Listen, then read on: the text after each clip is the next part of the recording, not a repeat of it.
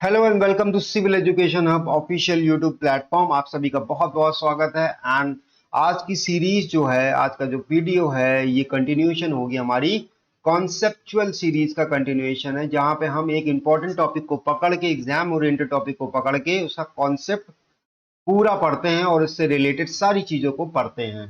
तो आज एक कॉन्सेप्चुअल वीडियो नंबर 4 होगी ये वीडियो लेसी और कैनेडी थ्योरी के ऊपर है, जो कि एग्जाम में क्वेश्चन हर एक एग्जाम में आते ही आते हैं, चाहे वो आपका एसएससी जेई का एग्जामिनेशन हो, चाहे वो ईएससी का हो, चाहे वो गेट का हो, और चाहे वो आपका स्टेट एई और जेई का हो, चाहे वो यूपीपीएससी एई वगैरह में भी आता हो तो भी आएगा यहाँ पे।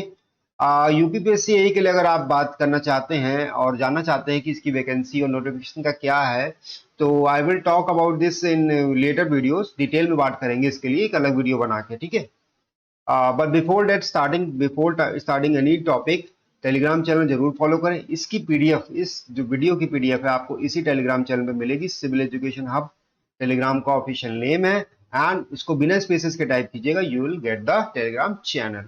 अब बिना टाइम वेस्ट किए आगे बढ़ते हैं और देखते हैं आज के टॉपिक को। तो सबसे पहले डिस्कस करेंगे सिल्टिंग और स्काउरिंग को। देखिए, सिल्टिंग क्या होता है? जब रेत बैठ जाता है, कभी किसी, मान लीजिए कोई नदी है, वहां पे रेत बैठ गई है फ्लो की वजह से, धीमा फ्लो है, रेत बैठ गया है, तो उसे सिल्टिंग कहेंगे। और वहीं अगर तेज फ्लो है किसी नदी का और उससे रेत उखड़ के जा रही है, रेत बह रही है साथ में फ्लो के, तो उसे स्काउरिंग कहेंगे। देखते हैं क्या है। अब अगर आपकी नेचुरल जो वेलोसिटी ऑफ फ्लो है वो ग्रेटर देन क्रिटिकल वेलोसिटी है, ये क्रिटिकल वेलोसिटी है, ये वेलोसिटी ऑफ फ्लो है, तो क्या होगा? स्टेबल कंडीशन अचीव करने के लिए क्या होगा? इरोजन होगा। इरोजन का मतलब क्या होगा? स्काउरिंग होगी, ठीक है। यहाँ पे स्टेबल कंडीशन अचीव करने के लिए जब वेलोसिटी ज्यादा होगी, और वहीं अगर वेलोसिटी कम होगी तो क्या होगी? सिल्टिंग होगी। सिल्ट पार्टिकल क्या करेंगे? बैठ जाएंगे, सेटल हो जाएंगे, तो यहाँ क्या होगी? सिल्टिंग हो जाएगी। तो ये हमारी दो वेलोसिटीज का फंडा है, हम समझिए आज। अब हम आगे बढ़ते हैं कैनेडीज थ्योरी के ऊपर। ये इंपॉर्टेंट, यहाँ से पार्ट्स आपका इंपॉर्टेंट चीजें शुरू हो जाती हैं। सबसे पहले बात करते हैं कि कैनेडी थ्योरी ने, कैनेडी क्या किया था इन्होंने। तो देखिए, उन्होंने बेसिन का ऑब्जर्वेशन किया था, ठीक है। उसके बाद उन्होंने कंक्लूड किया कि जो क्रिटिकल वेलोसिटी होती है किसी भी कैनाल सेक्शन में, एक स्पेसिफिक कैनाल सेक्शन में इन्होंने किया था। अभी हम बताएंगे किस कैनाल सेक्शन की हम बात कर रहे हैं। हाँ, तो क्या था? On the basis of observation he concluded that, क्या कंक्लूड किया उन्होंने? कि critical velocity in canal section is that velocity, वो वेलोसिटी है जहां पे ना ही सिल्टिंग होती है और ना ही स्काउरिंग होती है। तो क्रिटिकल वेलोसिटी की यहाँ पे बात की गई है कैनेडी में। क्या है वो क्रिटिकल वेलोसिटी? को हमने माना है वी नॉट, जैसे पहले पीछे माना था वी नॉट, है ना, वैसे ही वी नॉट। और वी नॉट का फॉर्मूला यहाँ पे लिखा गया C1 इंटू वाई की पावर C2, जहां पे C1 और C2 कांस्टेंट है। C1 की वैल्यू 0.55 होती है और C2 की वैल्यू 0.64 होती है। और वाई हमारी क्या होती है? Depth of water in canal, canal के अंदर वाटर की डेप्थ होती है। अब इसी को इन्होंने क्या किया? आगे मॉडिफाई किया। क्यों किया? क्योंकि ये जो है ना, ये सिर्फ अपर बारी दोआब रीजन जो होता है, ये मान के चलिए पंजाब का इलाका होता है लमसम, ठीक है, पंजाब का इलाका है, वहां पे इन्होंने ये सर्वे किया, वहां पे इन्होंने ये चीजें पाई। लेकिन अब इनको इंडिया में, ऐसा मान लीजिए, या कोई भी कैनाल में, आगे जितने भी कैनाल्स हैं इंडिया या उसके बाहर, वहां पे भी इसको करना था। तो इन्होंने क्या किया? इसको मॉडिफाई कर दिया। क्या कर दिया? मॉडिफाई। यहाँ पे एक एम फैक्टर जोड़ दिया, जिसको इन्होंने नाम दिया क्रिटिकल वेलोसिटी रेशियो का नाम दिया। क्या नाम दिया? Critical velocity ratio. और फॉर्मूला बन गया V naught is equal to M into C1 into Y की पावर C2, ठीक है। आगे बढ़ते हैं। अब इसके बाद अलग अलग आगे आगे स्टेप्स पढ़ेंगे हम लोग डिजाइन के, जहां पे लेस एनएडी की डिजाइन की बात करेंगे। तो पहला आता है स्टेप 1। एक आपको डिस्चार्ज गिवन है भाई, स्टीम फ्लो हो रही, उसका डिस्चार्ज आपको है। आप एक ट्रायल डेप्थ मानेंगे, डेप्थ मतलब वाई को अज्यूम करेंगे और कैलकुलेट करेंगे क्या? V naught critical velocity ratio. V naught किसकी मदद से करेंगे? वही V naught is equals to M into Y, M into C1 into Y की पावर C2, इस फॉर्मूले से कैलकुलेट करेंगे। In the next step, step 2, you will be calculating area. आप एरिया कैलकुलेट करेंगे। एरिया कैलकुलेट करने के लिए क्या करेंगे? Area Q upon V, area required निकालेंगे, that is Q upon V nought. जो वेलोसिटी यहां निकाली थी उसको यहां पुट करेंगे, डिस्चार्ज आपके पास ऑलरेडी है, एरिया निकाल लेंगे। थर्ड स्टेप में आप क्या करेंगे? डायमेंशंस कैलकुलेट करेंगे। किसके? कैनाल के। क्या अज्यूम करके? कि भाई हमारा जो कैनाल है ना, वो एक ट्रेपेजॉइडल सेक्शन हम मान के चलेंगे, जिसमें जो साइड स्लोप है ना, ये क्या होगा? 1 vertical is to half horizontal का हम लोग सेक्शन मानेंगे और इसके सारे डायमेंशंस कैलकुलेट करेंगे, मतलब विड्थ कैलकुलेट करेंगे मेनली, ठीक है।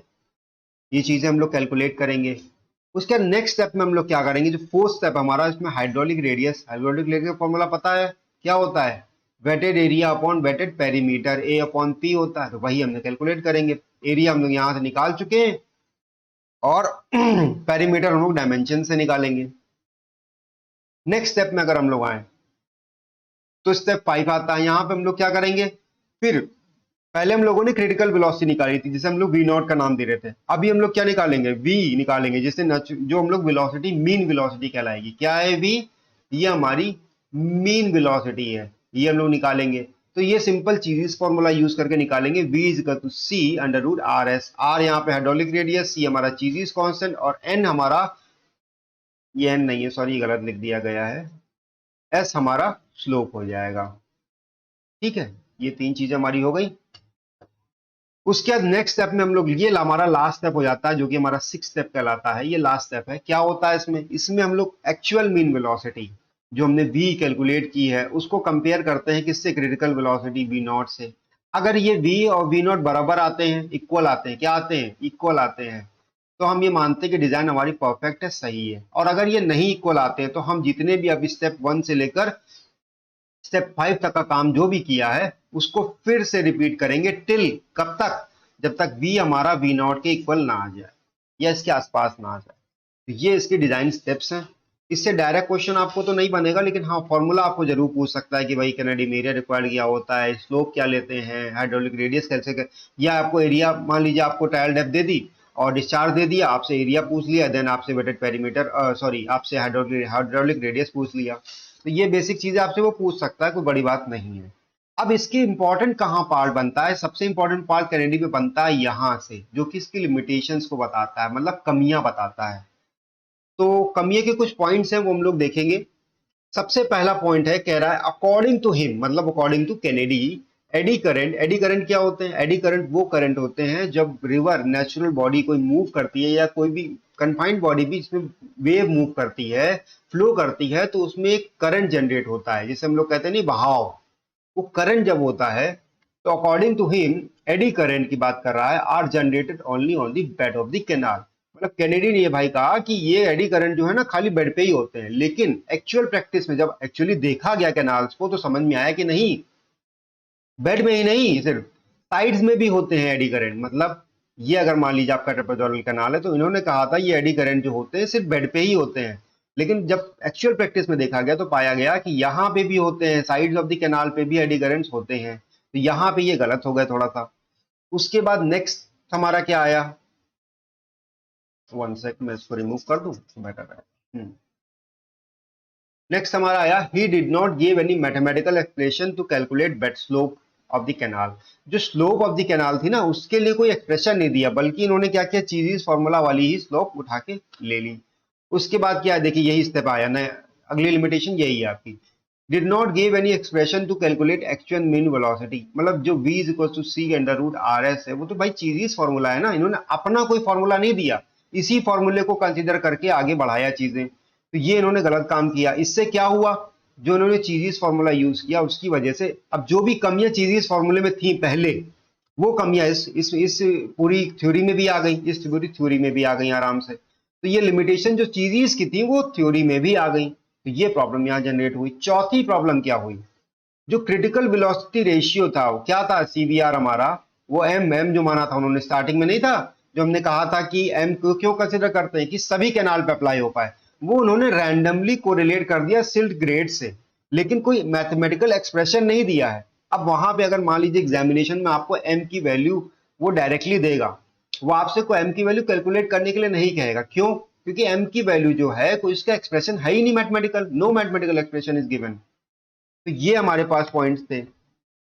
और लास्ट में अब एक नोट भी है आपके पास, ये चार तो हमारे लिमिटेशन हो गए, और एक छोटा सा नोट जिसपे क्वेश्चन डायरेक्ट बनता है, और ये एसएससी जेई में डायरेक्ट क्वेश्चन बनता है, स्टेट जेई में भी डायरेक्ट क्वेश्चन बनता है। ये क्या बनता है कि भैया जो ग्राफिकल सोल्यूशन होता है ना, ग्राफिकल सोल्यूशन होता है एनईडी का, वो किसके द्वारा गैरेट के द्वारा गिवन है। तो गैरेट मान लीजिएगा, ठीक है। बस सिंपल सी बात है, graphical solution of Kennedy is given by Garrett, ये इंपॉर्टेंट है। अब नेक्स्ट पढ़ते हैं हम लोग। इन्होंने कहा था स्टार्टिंग में, आपको याद होगा कि हमें क्या लेनी पड़ती है, ट्रायल डेप्थ वाई लेनी पड़ती है कैनेडी में। अब वो ट्रायल डेप्थ लेने के लिए भी इन लोगों ने कुछ फंडे हैं, कुछ इसकी गाइडलाइंस है, चलिए देखते हैं क्या है वो। तो ट्रायल डेप्थ जो है आपकी, वो आपके डिस्चार्ज पे बेस होती है। डिस्चार्ज आपको गिवन होगा, उस पे बेस्ड आपकी ट्रायल डेप्थ होगी। अब अगर आपका ट्रायल डिस्चार्ज आपका 0 से 20 क्यूमेक्स मतलब metre cube per second, cumecs मतलब मीटर क्यूब पर सेकेंड, अगर आपका डिस्चार्ज 0 से 20 मीटर क्यूब पर सेकेंड है तो ट्रायल डेप्थ 1 हो जाएगी। वही 20 से 40 है तो 2 हो जाएगी, 40 से 80 है तो 2.5 हो जाएगी, और अगर 80 से 100 है तो 3 हो जाएगी, और 100 से ज्यादा है अगर तो 3.5 हो जाएगी डेप्थ। ये पूरी डेप्थ हमारी मीटर में है, ठीक है। तो ये ट्रायल डेप्थ की गाइडलाइंस है, इसी हिसाब से हम लोग ट्रायल डेप्थ अज्यूम करते हैं, अपने मन से कुछ भी नहीं कर लेते, वो डिस्चार्ज के अकॉर्डिंग ही अज्यूम की जाती है। आगे बढ़ते हैं। अच्छा, बेड स्लोप के बारे में भी इन्होंने कहा है कि भैया अगर बेड स्लोप ना गिवन हो, क्वेश्चन में बेड स्लोप तुम्हें नहीं पता है मान लो, तो तुम क्या करोगे, 1/3500 टू 1/500 ब्लड स्लोप, कोई भी इनके बीच में नंबर ले लोगे, मतलब 1000 1/3500 टू 1/5000 के बीच की जो भी बेड स्लोप होगी आप इनको ले सकते हैं आराम से, ठीक है। उसके बाद गाइडलाइंस फॉर एन देख लेते हैं। ये एन की गाइडलाइंस क्या है, देखिए एन आपका क्या होता है, ये होता है कटर्स रुगोसिटी कोफिशिएंट कहलाता है। और ये आपने मेजरली वहां पे देखा होगा, कहां पे, इस फॉर्मूला याद आ रहा है कुछ, ये फॉर्मूला, ये है मैनिंग्स फॉर्मूला, इसमें देखा है एन। तो ये एन क्या होता है देख लेते हैं, इसकी वैल्यू कभी कभी डायरेक्टली आपसे पूछ लेता है, तो ये एक इंपॉर्टेंट क्वेश्चन बन जाता है। इसका डायरेक्ट कैंडिडेट से कोई रिलेशन नहीं है अभी तक, लेकिन हाँ एक क्वेश्चन बनता है, देखते हैं। इसीलिए इस वीडियो में इसको इंक्लूड किया गया है। कह रहा है गुड अर्दन चैनल अगर आपका होगा, मतलब अर्दन चैनल मतलब मिट्टी का चैनल अगर बना है, गुड है, अच्छा चैनल मिट्टी का बना हुआ है, तो उसमें क्या होगा, एन की वैल्यू क्या होगी, 0.022 से 0.025 तक होगी। और यही अगर बैडली मेंटेन्ड मतलब मेंटेन नहीं है, मतलब जैसा था बना था वैसे ही बना है, उसका कोई मेंटेनेंस नहीं हुआ है, तो इसमें 0.025 से 0.030 तक होगी, ठीक है। और वहीं अगर आपका सीमेंट कंक्रीट की लाइनिंग है, कैनाल बना है और कैनाल में आपने सीमेंट कंक्रीट की लाइनिंग करा दी है, तो क्या होगा, तो इसकी वैल्यू कम हो जाएगी, ऑब्वियसली कम हो जाएगी, तो 0.015 से 0.018 तक हो जाएगी। ये तीन आपको याद करके रखने इंपॉर्टेंट है। ट्रायल डेप्थ से क्वेश्चन पूछ लेता है डायरेक्ट, स्लोप से पूछ लेता है डायरेक्ट, और गाइडलाइन से पूछ लेता है डायरेक्ट। ये तीन पॉइंट इसीलिए अलग लिखे गए हैं क्योंकि इनसे डायरेक्ट क्वेश्चन एग्जामिनेशन में आपके आते हैं। आगे बढ़ते हैं लेसिस डिजाइन या लेसिस डिजाइन थ्योरी के ऊपर। अब ये क्या थ्योरी है, ये भाई ये मान के चलिए कैनेडी थ्योरी का मॉडिफिकेशन है। लेसी भी एक इंजीनियर थे, तो उन्होंने भी अपना काम काज किया, यूपी के इंजीनियर थे आई थिंक, उत्तर प्रदेश के, तो उन्होंने वहां पे काम काज किया और कुछ चीजें निकाली कैनेडीज की थ्योरी को इंप्रूव करने के लिए। क्या देखते हैं, contrary to Kennedy's Lacey saw that, Lacey ने क्या देखा कि non silting and non scouring canal में भी still be in regime. Regime क्या होता है, ये वर्ड हम लोग थोड़ा सा समझ लेंगे। रिजाइम मतलब आप ये मान के चलिए स्टेबिलिटी, ठीक है, क्या है स्टेबिलिटी, यहाँ पे सब चीजें स्टेबल रहेंगी। यहाँ पे नॉन सिल्टिंग मतलब सिल्टिंग नहीं हो रही है एंड स्काउरिंग भी नहीं हो रही है, तब भी वो रिजाइम में रह सकता है। ये कैनेडी ने नहीं कहा था, कैनेडी ने कहा था कि कैनल अगर चैनल को अगर स्टेबल होना है तो वहां पे या तो सिल्टिंग होगी या तो स्काउरिंग होगी ही होगी, लेकिन इन्होंने ये कहा कि ऐसा चैनल जो स्टेबल हो उसमें नॉन सिल्टिंग नॉन स्काउरिंग भी हो सकती है। अब आगे देखते हैं। आगे उन्होंने कहा कि रिजाइम चैनल के लिए कुछ कंडीशन फॉलो होनी चाहिए, मतलब क्या है, स्टेबल चैनल के लिए कुछ कंडीशन हुए हैं जो कि फॉलो होनी चाहिए। तो ये कंडीशन इंपॉर्टेंट है। अब ये एग्जामिनेशन में आपके डायरेक्टली पूछी जाती है। पहली कंडीशन देखते हैं, the channel is flowing in unlimited incoherent alluvium. ये वर्ड जो है ना, अनलिमिटेड इनकोहेरेंट अलूवियम, ये इनकोहेरेंट अलूवियम ये इंपॉर्टेंट है। ये डायरेक्टली मतलब आपके सामने रख देगा, आपको सिर्फ टिक लगाना होगा, क्या करना होगा, सिर्फ टिक लगाना होगा। तो कह रहा है channel is flowing in unlimited incoherent alluvium of the same age character of the same character age that transported, जो ट्रांसपोर्ट किया गया उसी कैरेक्टर की इनकोहेरेंट अलूवियम है, ठीक है। उसके बाद silt charge and silt grade constant है हमारे, ठीक है। डिस्चार्ज हमारा कांस्टेंट है, ठीक है। फोर्थ पॉइंट हमारा क्या है, सेडिमेंट कैरेक्टरिस्टिक्स हमारे कांस्टेंट हैं और फ्लो यूनिफॉर्म है। आप बहुत आसानी से याद हो जाएगा, देखिए सिल्ट ग्रेड और सिल्ट चार्ज कांस्टेंट है, डिस्चार्ज भी कांस्टेंट है, फिर क्या है, सेडिमेंट कैरेक्टरिस्टिक्स भी कांस्टेंट है, क्योंकि कह रहा है ना कि जैसा फ्लो था ट्रांसपोर्ट किया गया तो वैसा ही आया, तो इससे समझ में आ गया। उसके बाद फ्लो भी हमारा यूनिफॉर्म है। तो ये 5 पॉइंट्स हैं जो कि इंपॉर्टेंट पड़ जाते हैं। इसमें से इनकोहेरेंट अलूवियम से डायरेक्ट क्वेश्चन बनता है और दूसरा क्वेश्चन आपका यहां से बन सकता है, कहां से, सिल्ट ग्रेड और सिल्ट चार्ज से पूछ लेता है कि वैल्यू कांस्टेंट है क्या है, तो ये आपको पता होनी चाहिए, पर डायरेक्ट क्वेश्चन बनते हैं। अब रिजाइम कंडीशन भी 3 प्रकार की होती है, एक इनिशियल रिजाइम कंडीशन होती है, एक ट्रू रिजाइम कंडीशन होती है, एक फाइनल रिजाइम कंडीशन होती है। स्टेबिलिटी की 3 स्टेजेस होती हैं, आप ये समझ लीजिए, ठीक है। आगे बढ़ते हैं तो देखते हैं एक नोट। नोट में क्या लिखा है, नोट में ये लिखा है कि भैया जो 3 स्टेजेस हैं, तो लेसी थ्योरी जो है हमारी, जो हम पढ़ रहे हैं अभी, वो सिर्फ ट्रू और फाइनल के लिए एप्लीकेबल है, इनिशियल के लिए नहीं एप्लीकेबल है, ठीक है। तो लेसी ने स्टेट किया, क्या स्टेट किया, एक पॉइंट और देखिए कि dimensions depth with stripe of the regime channel, मतलब डायमेंशन जो है, डेप्थ है, जो भी विथ है या stripe of the regime channel है, to carry a given discharge loaded with a sediment concentration are fixed by the nature, मतलब these things, the dimension, the depth, the stripe of the regime channel to carry a certain amount of discharge, कुछ discharge को carry करने के लिए क्या रहती है, fix रहती हैं, ये इन्होंने बताया। अब इनकी डिजाइन स्टेप देख लीजिए, जैसे कैनेडी के स्टेप्स थे वैसे इनके भी कुछ स्टेप्स हैं। अब क्वेश्चन ज्यादातर जो आते हैं डिजाइन स्टेप से रिलेटेड, वो आते हैं कहां से, लेसी के डिजाइन स्टेप से डायरेक्ट क्वेश्चन बनते हैं, इनडायरेक्ट क्वेश्चन ही बनते हैं, बड़े क्वेश्चन ही बनते हैं, ईएससी और गेट में अच्छे क्वेश्चन भी बनते हैं, तो यहीं से बनते हैं जो क्वेश्चन ज्यादातर बनते हैं। कैनेडी से इतने क्वेश्चन डिजाइन स्टेप से नहीं बनते, ठीक है। कैनेडी में मोस्ट प्रोबेबली आपसे कह देगा क्रिटिकल वेलोसिटी आप कैलकुलेट करो, बस इससे ज्यादा नहीं पूछता है मेजरली। यहां से पूछेगा, क्यों, क्योंकि यहाँ पे फॉर्मूले थोड़े टफ। स्टेप 1 में हम लोग क्या करते हैं, वेलोसिटी ऑफ फ्लो निकालते हैं on the basis of discharge, हमें दिया रहता है, सिल्ट ग्रेड दिया रहता है। अब देखते हैं क्या क्या है। सबसे पहले हम लोग वेलोसिटी निकालते हैं, क्या होती है, q into X square upon 140 whole की पावर 1/6, ठीक है। ये एक फॉर्मूला हमारा वेलोसिटी का हो गया, ये सिल्ट ग्रेड का हो गया। f की वैल्यू अगर नहीं दी है तो निकालेंगे काहे से, इस फॉर्मूले से। 1.76 अंडर रूट डी50 की वैल्यू क्या, average value of particle size less than 50% in mm, ठीक है। ये हो गई f की वैल्यू, यहां से निकालेंगे तो b निकल आएगा। भाई f निकालेंगे, अगर नहीं दिया, अगर दिया तो बहुत अच्छी बात है, नहीं दिया तो b निकालेंगे। अच्छा, b डायरेक्ट क्वेश्चन एग्जाम में पूछा जाता है, f की वैल्यू दे देगा, आपसे b पूछ लेगा। आपको 2 चीजें दी होंगी, एक डिस्चार्ज दिया होगा, एक f दिया होगा, पूछेगा क्या आपसे b, क्योंकि क्या है, क्योंकि इसमें कठिन क्या है ना, 1/6 की पावर कैलकुलेट करना टफ है। तो वही एग्जामिनर आपकी मैथमेटिकल स्किल वहां पे चेक करता है कि क्या आप इतना कर पाओगे।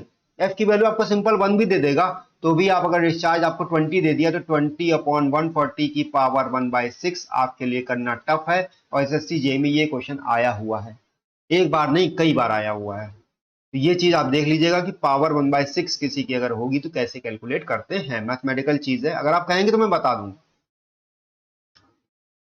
उसके बाद स्टेप 2 आता है आपका, कह रहा है कैलकुलेट द एरिया रिक्वायर्ड, वही क्यू अपॉन बी, सिंपल, ठीक है। आगे बढ़ते हैं, ये फॉर्मूला इंपॉर्टेंट है पैरामीटर के लिए। पैरामीटर के लिए यहाँ अलग फॉर्मूला है, वहां हम लोग कैनाल सेक्शन की मदद से निकालते थे, जहां पे हम लोग 1 vertical is to half horizontal का ट्रेपेजॉइडल सेक्शन मानते थे, और उसके बाद उसी की मदद से हम लोग अदर पैरामीटर्स वगैरह निकाल लेते थे। यहाँ पे फॉर्मूला दिया है, क्या दिया है, P equal to 4.75 under root Q.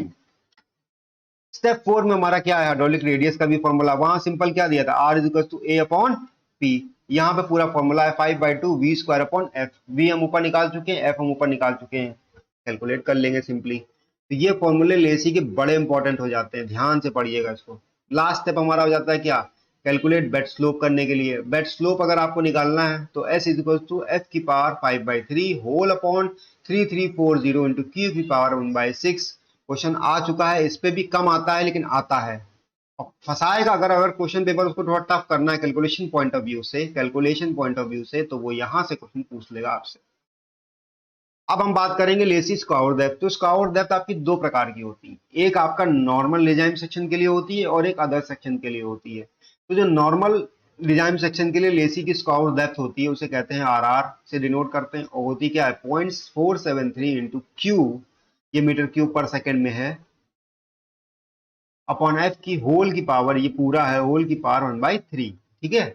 और वहीं अगर स्क्वायर डेप्थ की बात करें अदर सेक्शन में, किसी और सेक्शन में बात करें, तो वहां क्या होगी, R R is equal to 1.35 into Q square. यहाँ पे जो क्यू है वो क्या है, this Q is equal to capital Q upon B, और इसकी यूनिट क्या हो जाएगी, metre cube per second whole upon metre, ये होगी इसकी unit. So 1.35 Q square upon F whole की पावर 1/3, ये इसका फॉर्मूला हो जाएगा। सिंपल, दो स्क्वायर डेप्थ है, दो का फॉर्मूला हमारे पास है। डायरेक्ट स्क्वायर डेप्थ से भी क्वेश्चन पूछता है, वो पूछ लेगा भैया लेसी की स्क्वायर डेप्थ निकाल के दो, और आपको स्मॉल Q और F दिया रहेगा, इससे निकालोगे, ठीक है। अगर आपको स्पेसिफिकली मेंशन किया है कि नॉर्मल डिजाइन का सेक्शन का निकालना है तो आप इससे निकालोगे, नहीं मेंशन किया तो इससे निकालोगे, ठीक है, याद रखना। अगर नहीं मेंशन किया है तो 1.35 Q स्क्वायर अपॉन F की पावर 1/3 का यूज करोगे, और अगर नॉर्मल सेक्शन का डिजाइन कंडीशन पूछा गया है कि Lacey square depth for normal design section क्या होगी, तो वहां पे आप रखोगे 0.473 Q अपॉन F की पावर 1/3, जहां पे Q हमारा कैपिटल Q होगा जो कि मीटर क्यूब पर सेकेंड में होगा। आगे बढ़ते हैं, एक नोट थोड़ा सा देखते हैं, यह बड़ा इंपॉर्टेंट और अच्छा नोट है, पढ़ते हैं। क्या कह रहा है कि as per Lacey observation, Lesi ने ऑब्जर्वेशन दिया भाई, ये पूरा ऑब्जर्वेशन लेसी का ही तो था सारा जितना हम लोगों ने पढ़ा। As per Lacey observation final design channel is semi elliptical in cross section, direct question यहां से आता है, इसीलिए नोट में लिखा है फाइनल डिजाइन चैनल कैसा होता है, सेमी इलिप्टिकल क्रॉस सेक्शन का होता है, ठीक है, ये चीज इंपॉर्टेंट है, डायरेक्ट क्वेश्चन आता है। उसके बाद अच्छा, ये सेमी इलिप्टिकल क्रॉस सेक्शन किस पार्टिकल्स के लिए कैसा होगा, तो ये भी यहाँ पे इन्होंने पूरा व्याख्यान दिया है। क्या दिया है कि the cross section is wider and shallow, अगर वाइड है तो शैलो है, मतलब क्या है देखिएगा ध्यान से, ये वाइड एंड शैलो सेक्शन है मान लीजिए, ठीक है। तो अगर चौड़ा है सेक्शन, सेक्शन की विड्थ अगर ज्यादा है तो सेक्शन की डेप्थ कम होगी, शैलो होगा। कोर्स पार्टिकल्स के लिए याद रखना, कोर्स पार्टिकल्स के लिए क्या होगा, वाइड एंड शैलो होगा।